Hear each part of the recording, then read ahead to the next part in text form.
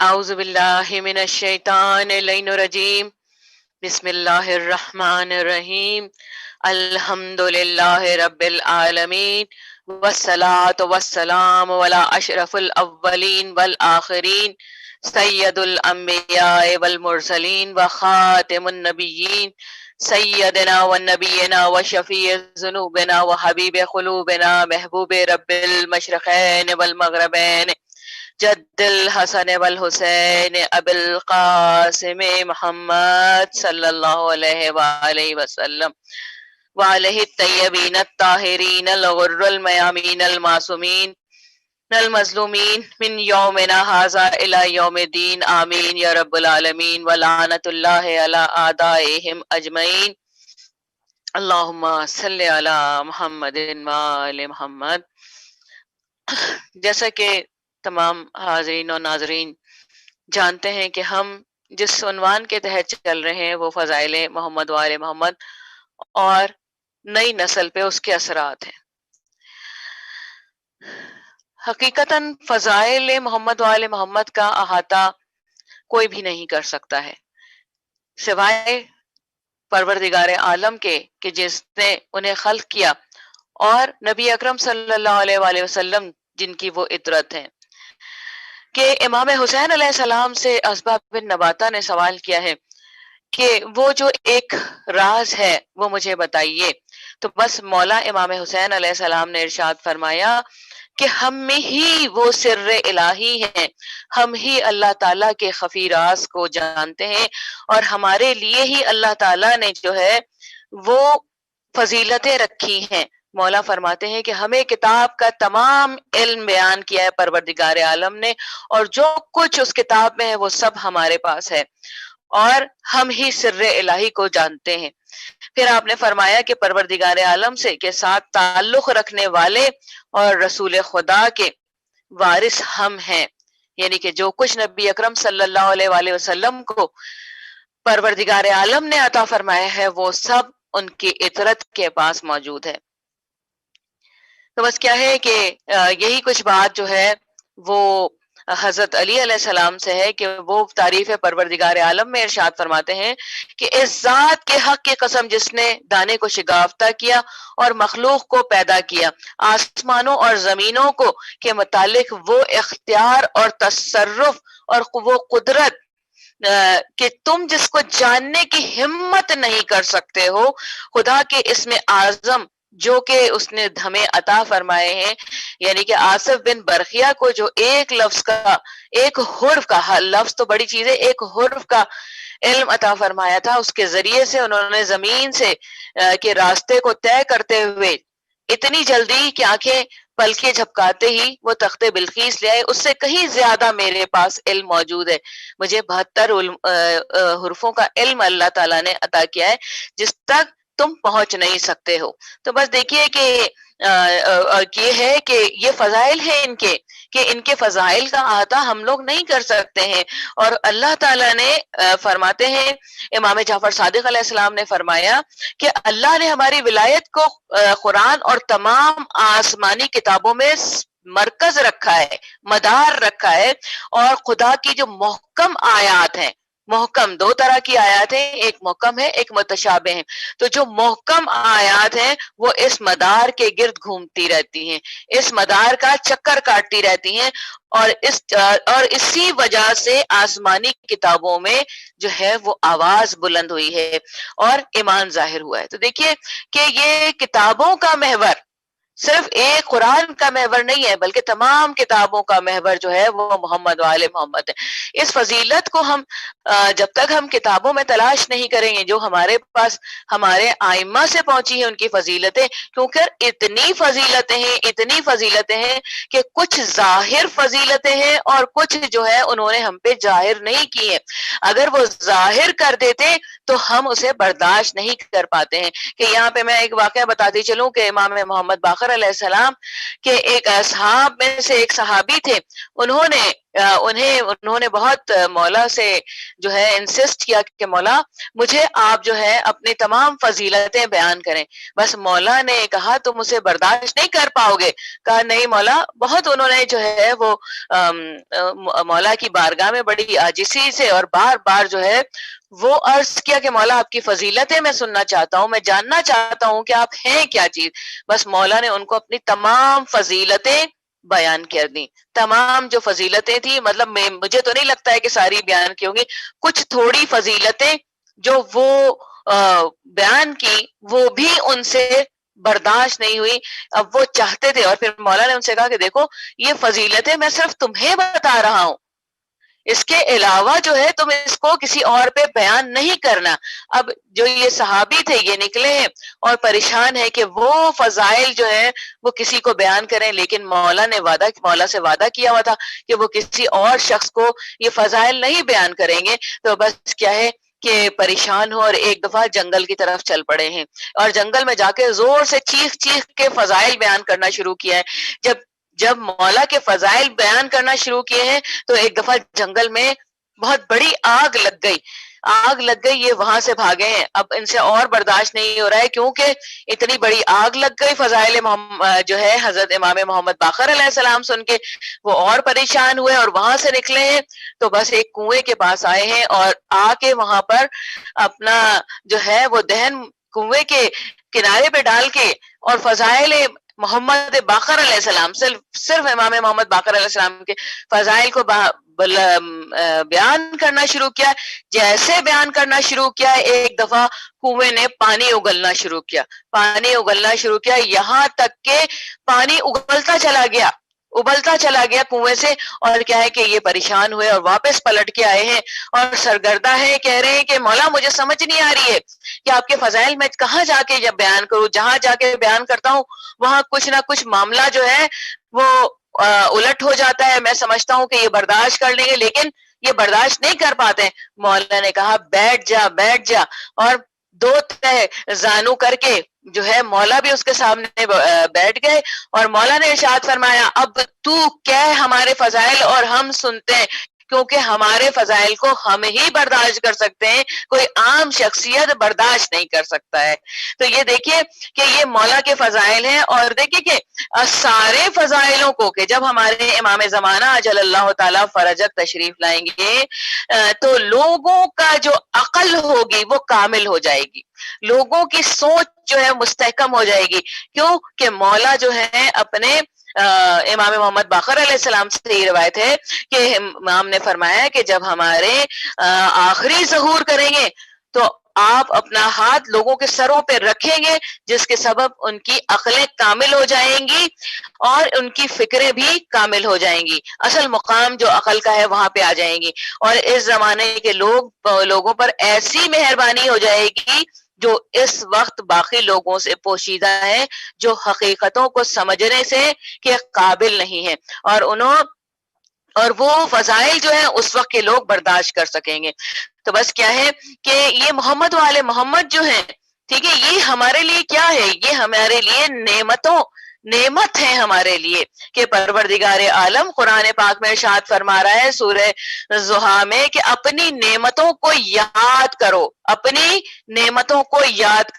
تو بس اہل بیت اطہار کے فضائل کو یاد کرنا حقیقتاً اللہ تعالی کی عظیم ترین نعمتوں کو یاد کرنا ہے، ان کو اختیار کرنا، ان کے رستے پہ چلنا اللہ کے رستے پہ چلنے کے مترادف ہے. تو بس کیا ہے کہ مولا ارشاد فرماتے ہیں کہ جب وہ جنگ نہروان سے واپس ہوئے ہیں تو مولا ارشاد فرماتے ہیں کہ اور لوگوں نے، ان کے اصحاب نے جو ہے ایک دفعہ شکایت کی ہے کہ امیر شام جو ہے بہت زیادہ ظلم ڈھا رہا ہے لوگوں پر. تو اس وقت میرے مولا نے ایک خطبہ ارشاد فرمایا کہ میں اس کے تھوڑے سے الفاظ یہاں بیان کروں گی کہ مولا نے فرمایا کہ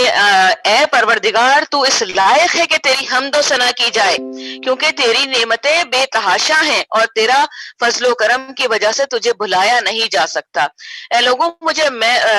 مجھ تک تمہاری باتیں پہنچی ہے، بے شک میں دیکھ رہا ہوں کہ میری موت نزدیک ہے. شاید کہ تم میری عظمت کے سے جاہل ہو اور مجھے نہیں پہچانتے ہو.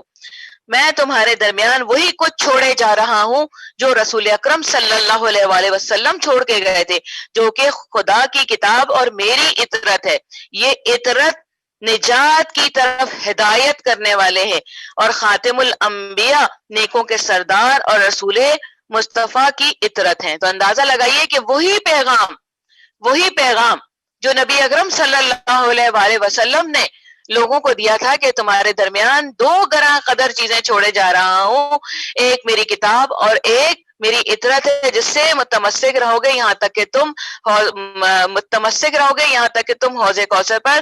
مجھ سے ملاقات کرو گے. لیکن کیا ہے کہ لوگوں نے اسے چھوڑ دیا ہے، خصوصاً اہل بیت اطہار کو چھوڑ دیا. اور یہ زیادہ دور کی بات نہیں ہے، یعنی کہ جیسے ہی نبی صلی اللہ علیہ وآلہ وسلم کی رحلت ہوئی ہے، اس کے بعد سے لوگوں نے اطرت سے دشمنی اور قرآن پاک کی تکذیب شروع کر دی ہے. تو اس کے بعد سے کیا کہتے ہیں کہ یہ دیکھیے کہ صرف وہی شخص محمد و آل محمد کی جو ہے تکذیب کر سکتا ہے یا کتاب خدا کی تکذیب کر سکتا ہے جس کا اصل جو ہے وہ یہود ہو، جو کہ اصل میں کافر ہو، جس کے لیے جو کہ خدا کی نعمتوں سے مایوس ہو چکا ہے. سورہ یوسف میں ہے کہ جو فرد جو ہے وہ خدا کی نعمتوں سے، اور وہ سوائے کافروں کے کوئی نہیں ہے، جو کہ اللہ کی رحمت سے مایوس ہو چکا ہے اور دنیا میں ہی تمام نعمتوں کو وہ اپنے لیے آسائش سمجھتا ہے. تو سورہ یوسف میں ہے کہ سوائے کافروں کے اللہ کی رحمت سے کوئی بھی مایوس نہیں، صرف کافروں کے، یعنی کہ جو اللہ کا منکر ہے وہی محمد و آل محمد کا منکر ہے، اور جو محمد و آل محمد کا منکر ہے وہی اصل میں اللہ کا منکر ہے. کہ کیونکہ اللہ کی نعمتیں ان کے ذریعے سے تمام ہوئی ہیں، ان کے ذریعے سے پہنچتی ہیں، یہی نعمتوں کے تقسیم کرنے والے ہیں. اسی لیے تو ہمارے ہاں یہ بہت زیادہ بیان کیا جاتا ہے کہ فجر کے وقت میں جو ہے وہ فجر کے وقت میں اٹھا کرو، فجر کی نماز ادا کیا کرو، اس وقت رزق کے دروازے کھول دیے جاتے ہیں اور محمد و آل محمد رزق کی تقسیم کر رہے ہوتے ہیں. اور اسی طرح دوسری فضیلت یہ سامنے آتی ہے کہ جمعرات کی رات کو شب جمعہ تمہارے اعمال ہمارے سامنے پیش کیے جاتے ہیں، اور جب تمہارے اعمال کو میں دیکھتا ہوں کہ بہترین ہے، نبی صلی اللہ علیہ وآلہ وسلم نے ارشاد فرمایا کہ تمہارے اعمال کو جب میں دیکھتا ہوں کہ وہ بہت زیادہ ہیں اور اچھے ہیں تو میں خوش ہو جاتا ہوں، اور جہاں پہ دیکھتا ہوں کہ تمہارے اعمال کمزور ہیں تو میں جو ہے وہ غمزدہ ہو جاتا ہوں. اور پھر کیا ہے کہ جب تمہارے حق میں دعا کرتا ہوں. اندازہ لگائیے کہ یہ فضیلتیں جب تک اس دنیا میں موجود رہے نبی صلی اللہ علیہ وآلہ وسلم، یہ فضیلتیں ان کے ساتھ رہیں، اور اس کے باوجود جو ہے کہ جب دنیا سے رخصت کر گئے، میں آپ کو پہلے بھی بتا چکی ہوں کہ یہ کہ نبی صلی اللہ علیہ وآلہ وسلم کی فضیلتوں میں کہ صرف قبر اطہر کی فضیلت یہ ہے نبی صلی اللہ علیہ وسلم کی کہ ان کے مزار کے اوپر جو ہے ایک کھڑکی کھولی گئی ہے، جو کہ بی بی عائشہ کی ہدایت سے ہے کہ ایک کھڑکی کھول دو تاکہ اللہ اپنی باران رحمت اپنے رسول کے واسطے سے نازل فرمائے. تو اندازہ لگائیے کہ یہ نبی صلی اللہ علیہ وآلہ وسلم ہے جن کی عظمت اس قدر ہے کہ زمین پر یعنی کہ اب موجود نہیں ہے، پردہ فرما چکے ہیں، اس کے باوجود ان کا فیض جاری ہے، ان کا فضل جاری ہے. اور سیدھی سی بات یہاں پہ ہے کہ ہم ایک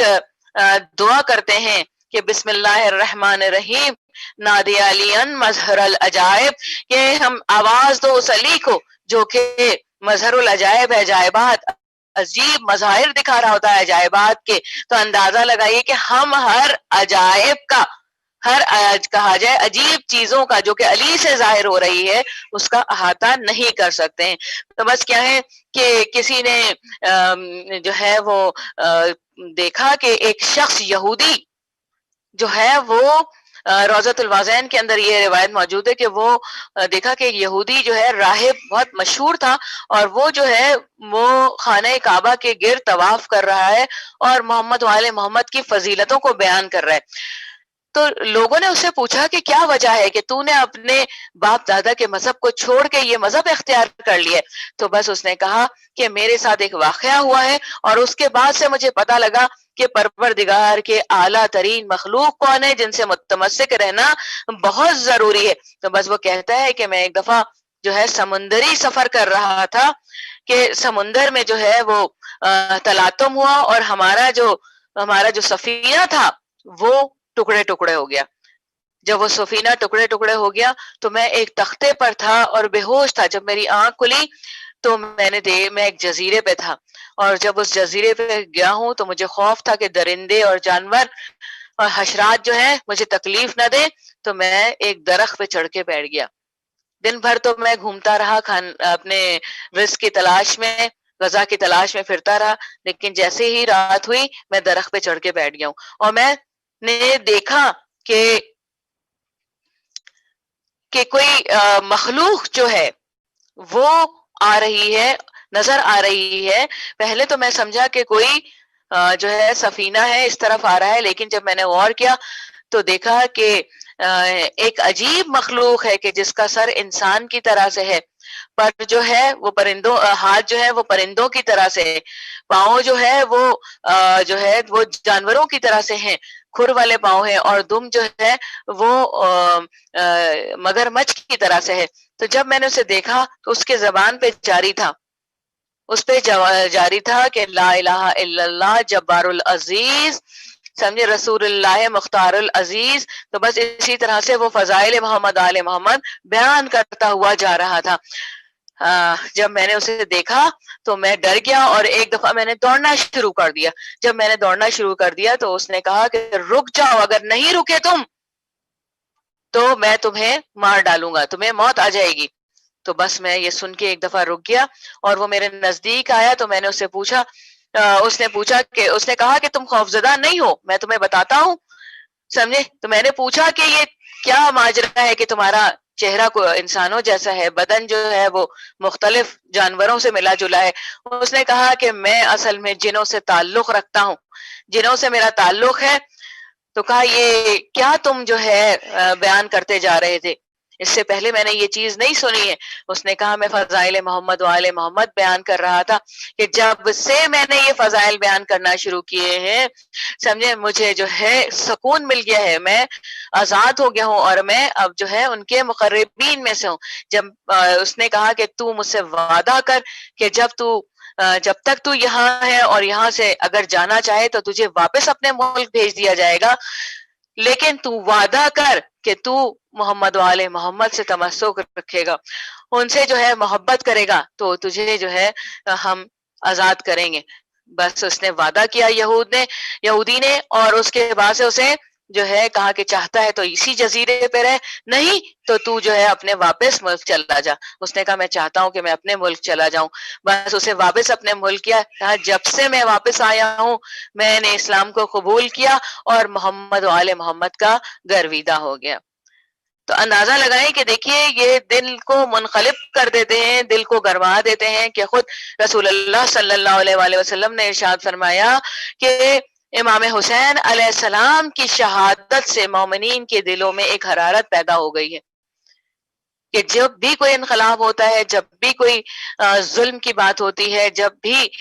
جو ہے امام حسین علیہ السلام کا ذکر کیا جاتا ہے, یہ آگ بھڑک جاتی ہے, یہ حرارت سوا ہو جاتی ہے, اور اسی سے جو ہے وہ گریہ زیادہ ہوتا ہے. اور امام حسین علیہ السلام جو کہ کہا جائے پانچواں پنجتن کی امپورٹنس اپنی جگہ پر ہے. تو ہم یہ سوچیں کہ ہم پہ ان کے فضائل سے کیا اثرات مرتب ہو رہے ہیں. فضائل سے یہ اثرات مرتب ہونے چاہیے کہ ہمیں,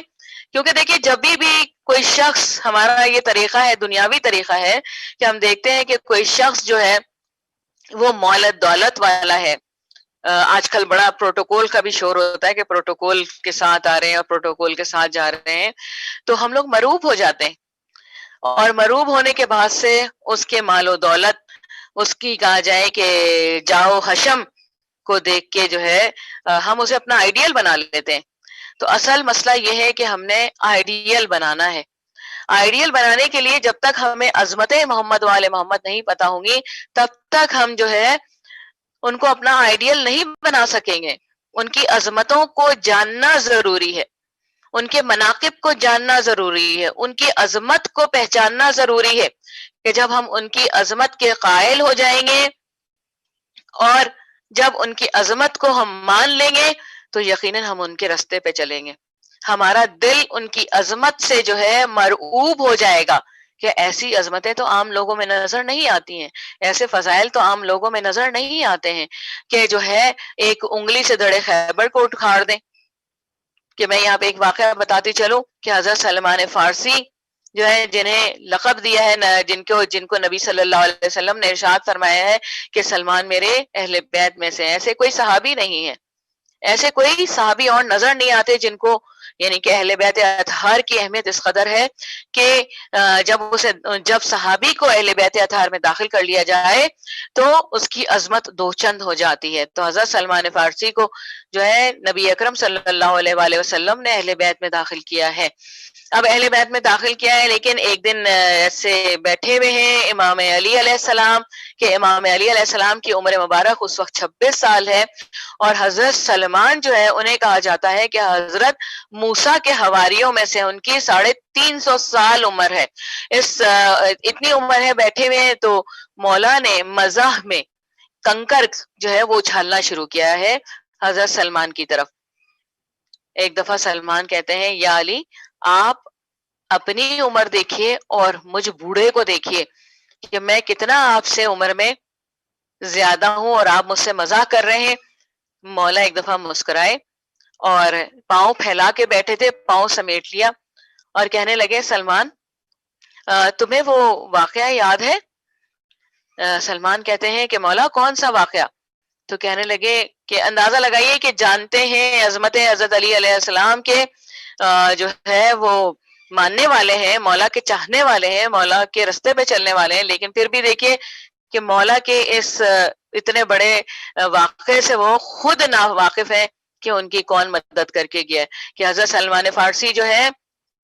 وہ کہتے ہیں نہیں مولا مجھے نہیں معلوم ہے آپ کس واقعے کی بات کریں. تو مولا نے ارشاد فرمایا، کہتے ہیں کہ سلمان تم یاد کرو کہ جب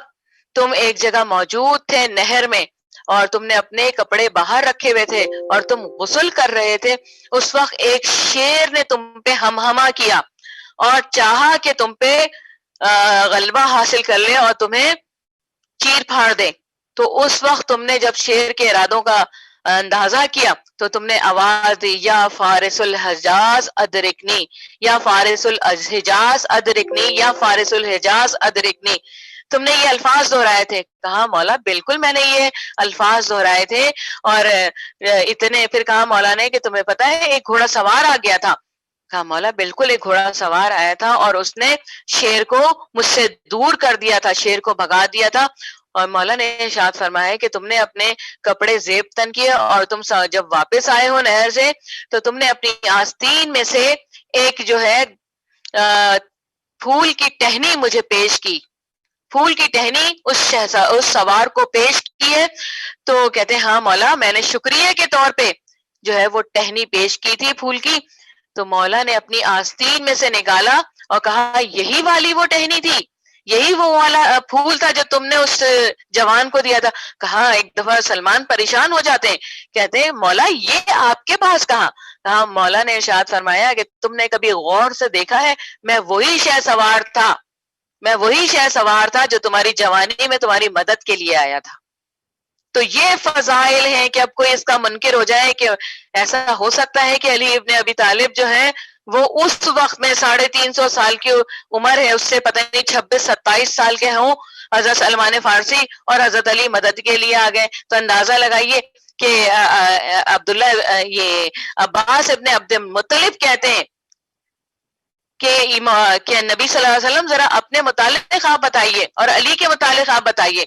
تو میرے مولا ارشاد نبی اکرم ارشاد فرماتے ہیں کہ علی وہ ہے جو اپنے والد سے بھی عمر میں بڑے ہیں. کہا ایسا ہو سکتا ہے؟ کہا تم والد کی بات کرتے ہو، یہ تو حضرت آدم سے بھی عمر میں کہیں بڑے ہیں. اب یہ باتیں کرنا کہ ہم جو بظاہر اپنی مادی دنیا میں دیکھتے ہیں تو ہماری عقلوں میں یہ بات نہیں سماتی ہے. اور پھر ہم میں سے ہی بہت سارے ہمارے جوان جو ہیں اٹھ کے یہ کہتے ہیں کہ یہ کہاں سے پڑھا ہے. لیکن جو لوگ کتابوں کا مطالعہ کرتے ہیں اور فضائل کی کتابوں کا مطالعہ کرتے ہیں، حقیقتاً وہ سارے فضائل بیان نہیں ہو سکتے ہیں کہ خود جو ہے وہ شیطان حضرت علی علیہ السلام کی عظمتوں کا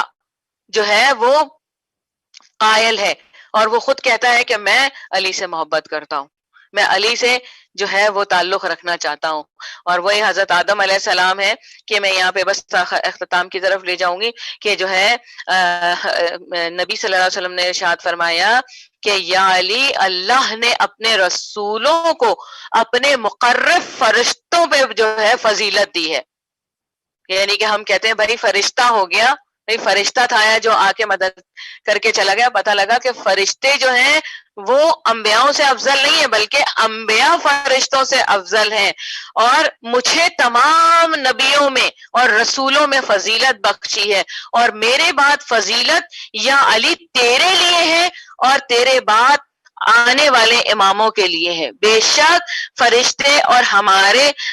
ہمارے اور ہمارے محبین کے خدمت گزار ہیں. اندازہ لگائیے کہ کتنی بڑی عظمت ہے. وہ فرشتے جن کو ہم آپس میں کہتے ہیں کہ جی یہ تو فرشتہ تھا مدد کر کے چلا گیا ہے، یہ کون سا فرشتہ تھا، آپ تو فرشتے کے مانند یہ الفاظ استعمال کرتے ہیں، تو پتہ لگا کہ فرشتے جو ہے محبین علی ابن ابی طالب کے جو ہے خدمت گزاروں میں سے ہیں. تو بس کیا ہے کہ آج کا دن 3 محرم ظاہر ہے ان دنوں کو 10 دنوں کو وَلْيَعْلِ الْعَشْرِ کے منزل پہ دیکھیں تو پتہ لگتا ہے کہ یہ 10 دن جو ہیں بڑے اہم ہیں، اسلام کے لیے اہم ہے، خانوادہ نبی اکرم صلی اللہ علیہ وآلہ وسلم کے لیے اہم ہے. اور آج کا 3 محرم جو ہے وہ ہم اسے موسوم کرتے ہیں حضرت مسلم کے بچوں کے لیے. حضرت مسلم کے تمام نسل جو تھی یعنی کہ جتنے بیٹے تھے، 9 بیٹے تھے حضرت مسلم کے، بیٹی بھی تھی اور بیٹے بھی تھے. بیٹی ایک تھی اور حضرت مسلم کے بیٹے 9 تھے. 9 کے 9 بیٹے کربلا میں شہید کر دیے، اور 2 بیٹے جو ہے وہ ان کے کوفے میں شہید کیے گئے. اور ان 2 بچوں کے مصائب کو آپ سنیں تو 5-6 سال کی عمریں ہیں، زیادہ عمر کے بچے نہیں ہیں یہ، اور اپنے والد کے ساتھ گئے ہیں، اور باوجہ حالات کوفے کے یہ اپنے بابا سے بچھڑ چکے، اور ابن زیاد کے ہتھے لگ جاتے ہیں اور وہ ان بچوں کو قید کر دیتا ہے. ان چھوٹے چھوٹے بچوں سے کیا خوف ہونا چاہیے تھا اسے، ان چھوٹے چھوٹے بچوں سے کیا ایسا ہونا چاہیے تھا، یہاں تک کہ اس نے حکم دیا کہ ان بچوں کو علیحدہ علیحدہ قید خانوں میں رکھو. ایک عرصے تک بچے جو تھے وہ قید خانے میں رہے، اور بس دربان جو تھا وہ یہ ملاحظہ کرتا تھا کہ بچے عبادت پروردگار عالم کرتے رہتے ہیں. ان بچوں کے ساتھ ظلم سنیں گے کہ ان ننھے ننھے بچوں کو سوکھی روٹی اور پانی دیا جاتا تھا، جن سے ان کی طاقتیں ختم ہوتی گئیں اور کمزوری غالب آتی گئی، کہ جب کھڑے بھی ہوتے تھے تو پتے کے مانند لرز رہے ہوتے تھے. کہ حضرت مسلم کے یہ دونوں بیٹے جب قید خانے میں تھے، ایک دن